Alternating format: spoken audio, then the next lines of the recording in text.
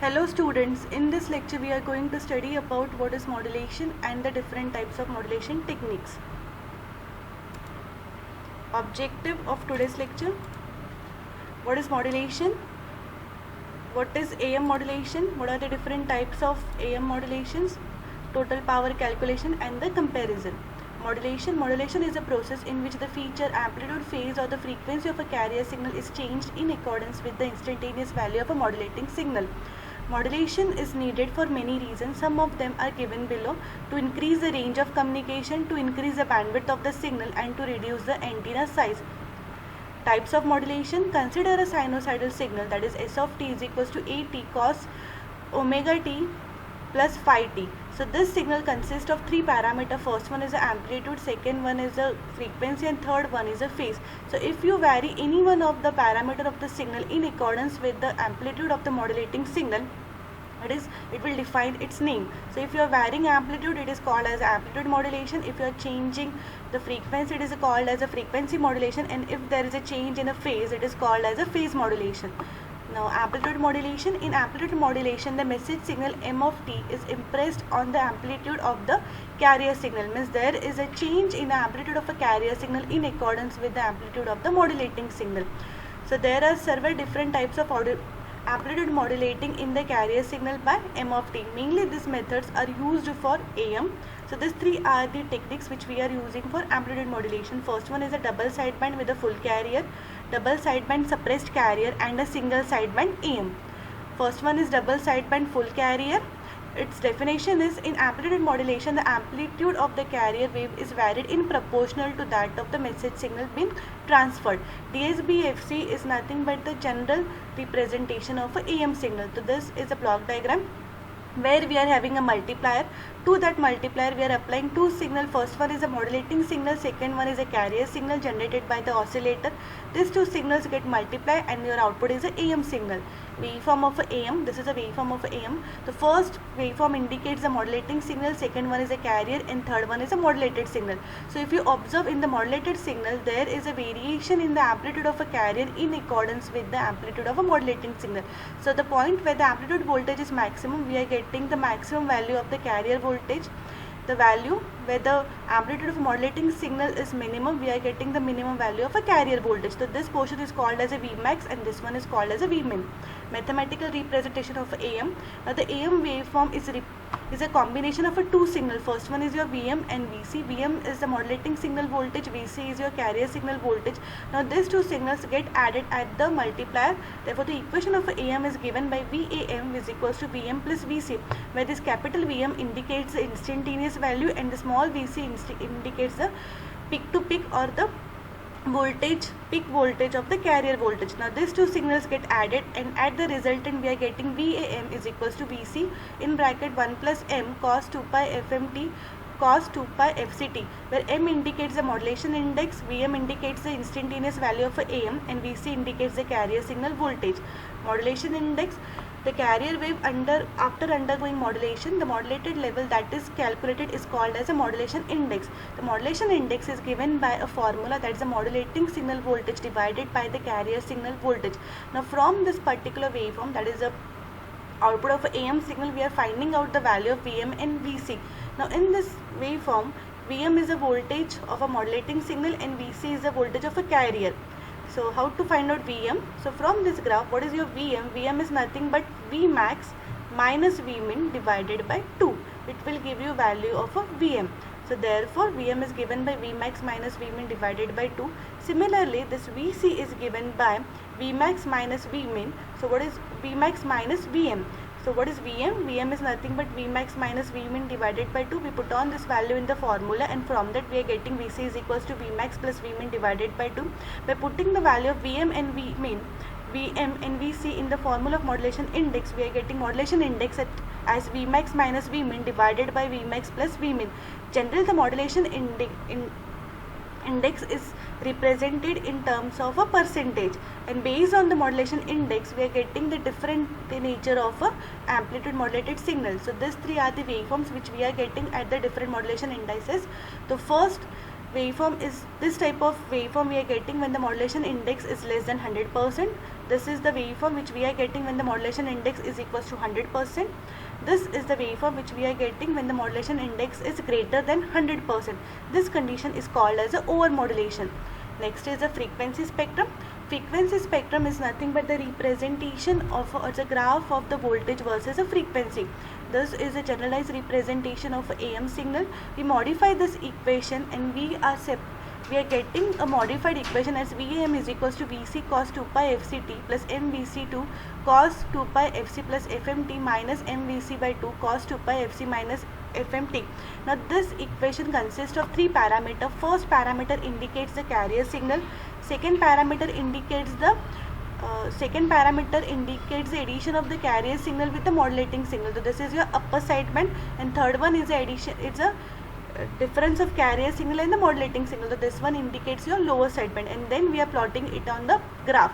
So what are the different frequencies? The first frequency is the frequency of a carrier, that is at FC. Second one is the frequency of a upper sideband, that is FC plus FM, and third one is the frequency of a lower sideband, that is the FC minus FM. So in this way we are getting the spectrum. This spectrum consists of three parameters: lower sideband, carrier, and the upper sideband.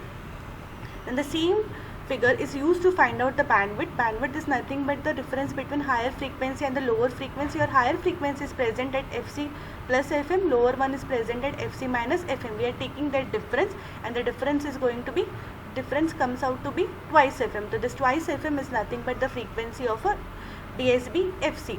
And the total power of AM, carrier power is given by PC is equals to VC square upon twice R. Sideband power is given as M square PC by 4.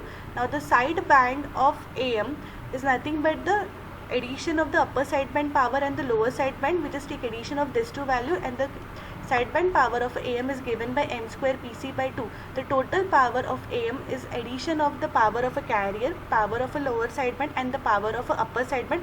And by putting all this value, we are getting total power as PC1 in bracket 1 plus M square by 2, where M indicates the modulation index. Power efficiency.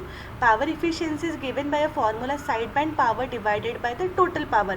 Now here the sideband power is the addition of the upper sideband power and the lower sideband power, and the total power is the power of the AM signal, that is PC1 plus M square by 2. By putting all this value, we are getting efficiency formula, that is M square divided by 2 plus M square. Now if your modulation index is considered to be 1, so if M is equals to 1, we are getting power efficiency as 33%. So therefore DSB FC is having very less power efficiency. Only 33% of the total power is carrying the information, is carrying the useful information. Advantages and disadvantages. AM transmitters are less complex. AM receivers are simple. AM receivers are cost efficient. AM waves can travel a longer distance. Low bandwidth are the advantages. Disadvantages: power wastage. DSB FC system is a bandwidth inefficient system, and the AM wave gets affected due to noise. This all are the disadvantages. Now to overcome the disadvantage of DSB FC, we go for next type of technique, that is a DSB SC called as a double sideband suppressed carrier. Now the total power of AM signal we know given by PT is equals to PC1 plus M square by 2. Now if modulation index is equals to 1, for that we come to know the total power is equals to 2/3 of PC. So the total power of the AM signal, out of the total power of AM signal, 2/3 power is used for carrying the carrier signal, and the carrier signal doesn't contain information. So therefore there is a wastage of a power. To overcome that, we go for second technique, that is called as a DSB SC or a suppressed carrier technique. This is a block diagram. In DSB SC signal, we are using a balance modulator. The balance modulators are used for suppressing the carrier. The two inputs are AM modulating signal and the carrier signal, and at the output we are getting the DSB SC signal. Mathematical representation of a DSB SC. In DSB SC signal, we are having one modulating signal, we are having a carrier signal. These two signals are simply multiplied in case of a DSB SC signal. So VAM, here the AM indicates the DSB SC. Is nothing but a multiplication of VM into VC, and this is the mathematical representation of a DSB SC signal, that is VM into VC cos 2 pi FMT into cos 2 pi FCT. Then the waveform, this one is your modulating signal, the carrier, and the DSB-SC waveform is represented in this way. Spectrum of DSB-SC. Now for getting the spectrum of DSB-SC, we are using the representation of a DSB-SC signal, that is Vc into Vm cos 2 pi fmt cos 2 pi fct. Here again we are applying the trigonometric identity, that is cos A into cos B is equals to half cos A plus B minus cos A minus B. Applying this identity in the above equation, we are getting two terms. First term is present at a frequency Fc plus Fm. Second term is present at the frequency Fc minus Fm. Here the carrier term is not present. Therefore the spectrum consists of only two things, or the two parameter. First one is your upper sideband and the lower sideband. Bandwidth, the bandwidth is given by the difference of higher frequency to the lower frequency. The higher frequency is Fc plus Fm, lower one is Fc minus Fm. We are taking that difference. The bandwidth of DSB-SC is twice Fm. Now the bandwidth of DSB-FC and DSB-SC is same, that is a twice Fm.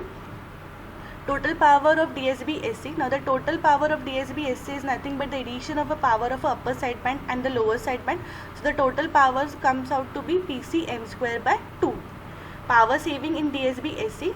Power saving is given by power saved divided by the total power. So in transferring DSB-SC, we are saving the power of a carrier. Therefore power saved is given by Pc divided by the total power of a AM signal, that is Pc 1 plus m square by 2. If your modulation index is considered to be 1, the total power saving in case of DSB-SC comes out to be 66.67%. Power efficiency. Power efficiency is given as the ratio of the sideband power divided by the total power of that particular technique.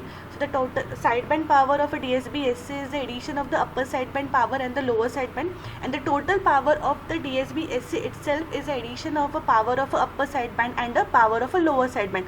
So the power efficiency of a DSB-SC is 100%. Advantages and disadvantages. Provides 100% modulation index. Due to suppression of a carrier, it consumes less power. It provides a larger bandwidth. Disadvantage, it transmits both sideband which contains identical information, and thus there is a wastage of a channel bandwidth. To overcome the drawback of DSB-SC and the AM, that is a larger bandwidth and both sideband contains same information, we go for second technique, or the last technique, that is the SSB. SSB is also called as a single sideband suppressed carrier. So for getting SSB, we are taking the output of DSB-SC signal and then we are passing it to the band pass filter. Now what this band pass filter will do? Band pass filter will passes either upper sideband or the lower sideband based on the center frequency, and it will generate the SSB signal. Mathematical representation.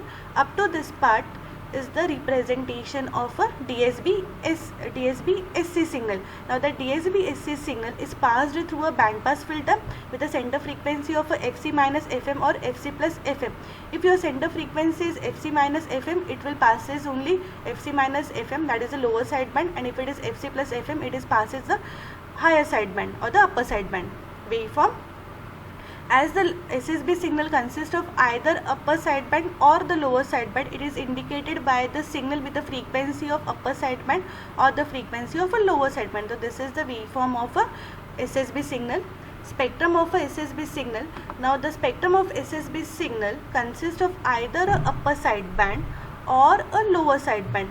So either or condition is there. So this is the spectrum of the SSB-SC signal. Bandwidth of the SSB signal. Now the bandwidth is again the ratio of the higher frequency to the lower frequency. So here we are having the higher frequency, that is Fc plus Fm, and the lower frequency, we don't have any lower frequency but we are having a center frequency. Why? Because we are measuring the frequency from the center. Therefore the bandwidth of this signal is given by only Fm. Total power of a SSB signal. The total power of SSB signal is the power of either upper sideband or the power of a lower sideband, and it is given by Pc m square by 4. Power saving in SSB-SC signal. So the power saving is given by a ratio of power saved upon the total power. Power saved in this case is the power saved because of the carrier and the power saved because of either upper or lower sideband, and the total power is the power of the AM signal.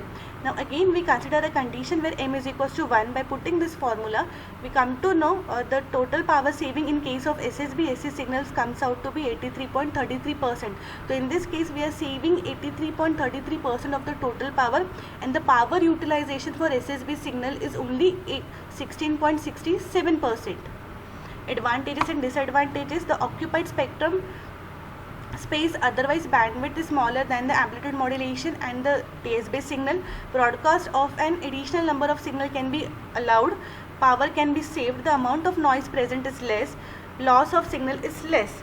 Disadvantages: the discovery and the generation process of the SSB signal is complex. Signal quality will be get affected when the transmitter and the receiver of the signal have outstanding frequency strength. So we just take out one numerical. When the modulation percentage is 75% and AM transmitter radiates 100 kilowatt power, how much is the power of a carrier power? So here the total power is given as 10 kilowatt and the modulation index is given to be 0.75%, and they ask us to find out the carrier power. Now PT is equals to PC 1 plus m square by 2 is a formula. From this formula we just rearrange it and we get the formula for PC is equals to PT 1 plus m square by 2. The modulation index is given in 75%, but in the formula we have to write it as 75%, that is 75 divided by 100. Therefore this value is taken as a 0.75. We put all this value and the carrier powers comes out to be 7.8 kilowatt.